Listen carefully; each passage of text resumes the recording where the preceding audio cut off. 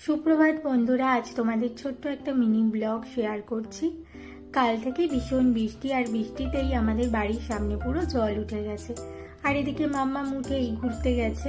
আর সবজি বান থেকে রেখেছিলাম একটু শাপলা।